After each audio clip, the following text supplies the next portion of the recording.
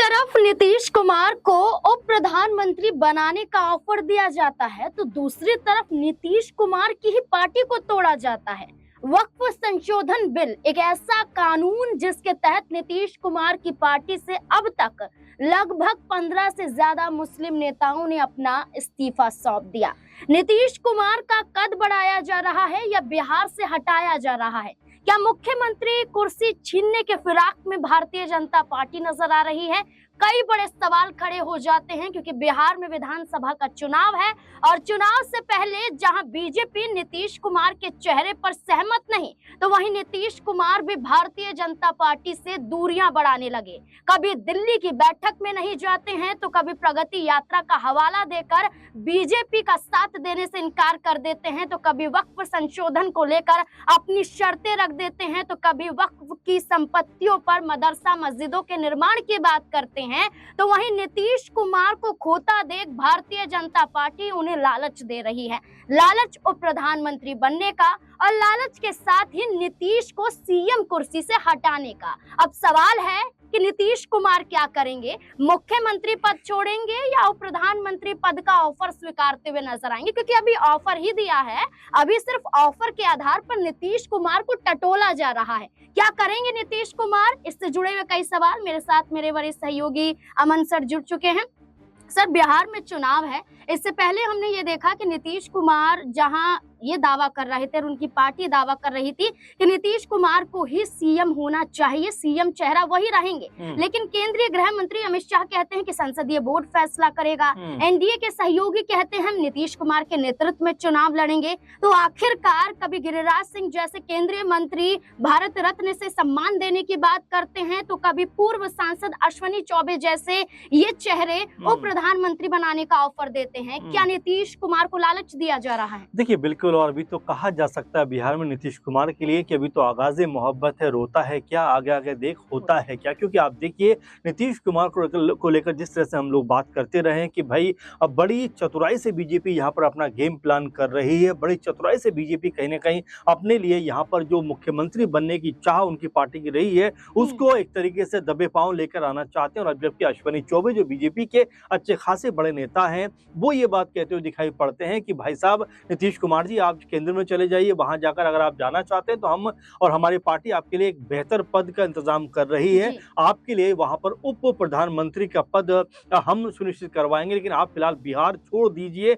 अब इतनी बड़ी बात ये हो जाती है, लेकिन अभी भी आप देखेंगे नीतीश कुमार की जुबान पूरी तरह से सिली हुई है, वो यहाँ से वहां बातें करते हुए तो नजर आते हैं। जबकि उनके बेटे की बात की जाए जो 1-2 महीने पहले लगातार बयानों पर बयान और तमाम तरह की बातें कहते हुए नजर आ रहे थे और यहाँ तक बोल गए कि भाई मेरे पिता को आप अभी से मुख्यमंत्री का चेहरा अनाउंस कर दो। तो ये अपने आप में बताता है कि गठबंधन के अंदर सब कुछ ठीक ठाक नहीं है और मुख्यमंत्री पद को लेकर तनातनी का जो माहौल है वो यहाँ पर बना हुआ है। अब ऐसे में क्या नीतीश कुमार के ऊपर दबाव बनाया जा रहा है? क्या महाराष्ट्र की तरह एक बार फिर बिहार में भी बीजेपी कोई बड़ा सियासी घटनाक्रम को अंजाम देने वाली है? क्योंकि बीजेपी की महारत इसमें कहा जा सकता है कि जो भी उनकी हित की बात नहीं करता है, जो भी उनसे अलग हटने की बात करता है उनका सहयोगी दल, उसको बीजेपी कह सकते हैं या तो 2 टुकड़ों में बांटती हुई नजर आती है या फिर उसके तमाम जो कह सकते हैं विधायक हैं, नेता हैं, उनको अपनी तरफ मिलाते हुए नजर आती है। बिहार की ही बात करें,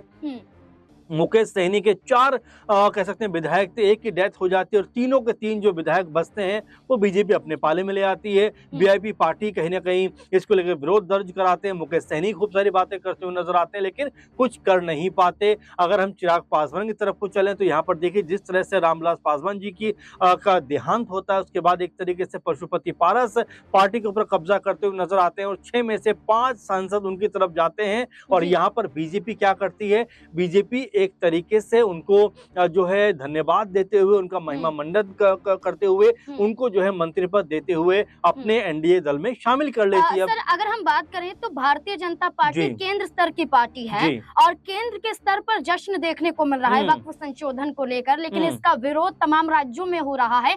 बंगाल में हिंसा भड़क भी जाती है, कई लोगों की जान चली जाती है। क्या बिहार में ऐसा माहौल घटता हुआ नजर आ गया? क्योंकि नीतीश कुमार की बात करें, उनकी पार्टी से दर्जनों से ज्यादा नेताओं ने इस्तीफा सौंप दिया है। जी। हाल ही में जो उनके एमएलसी हैं, यहाँ पर पूर्व एमएलसी की बात करें, गुलाम रसूल बलियाबी, वो मुस्लिम संगठन के कार्यक्रम में शामिल होते हैं और उनके ही नेतृत्व में इस कार्यक्रम का शुभारंभ किया जाता है, जिसका मकसद होता है कि वक्फ संशोधन कानून के खिलाफ हम बिहार में भी प्रदर्शन करेंगे और सुप्रीम कोर्ट भी जाएंगे। इसी के साथ साथ आप देखिए कि किशनगंज जिला अध्यक्ष थे और पूर्व विधायक है मुजाहिद आलम, वो सुप्रीम कोर्ट चले जाते हैं, अपने पद से इस्तीफा दे देते हैं। क्या लगता है कि नीतीश कुमार की पार्टी बिखर रही है? नीतीश कुमार को अपनी पार्टी को संभालना चाहिए? देखिए बिल्कुल, और इसमें एक बात मैं जोड़ना चाहूंगा कि नीतीश कुमार ने जिस उम्मीद के साथ में शायद वक्फ बोर्ड का समर्थन किया होगा, अब उनके ऊपर ये समर्थन करना भारी पड़ता हुआ दिखाई पड़ रहा है, क्योंकि उनकी पार्टी में ऐसा लगता है कि दो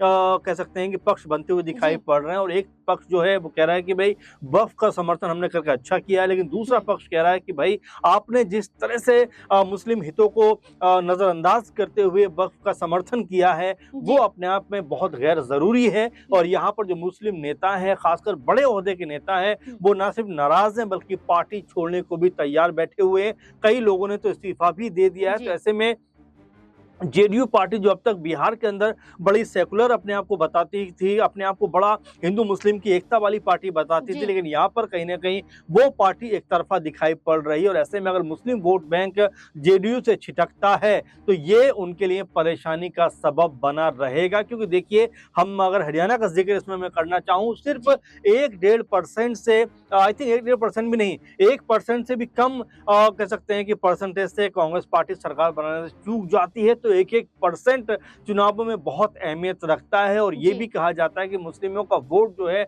जेडीयू की तरफ तकरीबन 10 से 20% के आसपास रहता है। तो ऐसे में अगर मुस्लिम वोट बैंक खिसक कर अगर उस तरफ पहुंच जाता है, यानी कि इंडिया का जो कुनबा है उस तरफ अगर मुस्लिम वोट बैंक शिफ्ट हो जाता है, तो यहाँ जेडीयू की राजनीति कहीं ना कहीं उसके ऊपर एक ग्रहण लगता हुआ नजर आएगा। वहीं बीजेपी को इसका फायदा होता हुआ दिखाई देगा। तो ये एक आखिरी सवाल, क्या केंद्रीय मंत्री ललन सिंह जैसे बड़े चेहरे नीतीश कुमार का साथ क्यों नहीं दे रहे हैं? वक्फ संशोधन पर बीजेपी का साथ, एनडीए की बैठक में नीतीश कुमार के साथ नहीं, प्रगति यात्रा में शामिल नहीं, नीतीश कुमार के बेटे निशांत कुमार पर सहमति नहीं। ललन सिंह जैसे ही चेहरे का खेल बिगाड़ सकते हैं, क्योंकि शिवसेना यूबीटी नेता संजय राउत ने यह कहा था कि ललन सिंह जैसे सांसद कई सांसदों को तोड़ सकते हैं। बीजेपी उनके सांसदों को देखिए नाज़मीन, ये आपको समझना पड़ेगा कि ऐसा लगातार कहा जा रहा है कि 12 सांसद जो जेडीयू के हैं, उसमें से ललन सिंह के साथ में 8 से 9 सांसद हैं। और यही बात बारंबार कही जा रही है कि नीतीश कुमार इसीलिए दबाव में है कि अगर वो बड़ा कोई फैसला करते हैं तो यहाँ पार्टी 2 धड़ों में बंट जाएगी।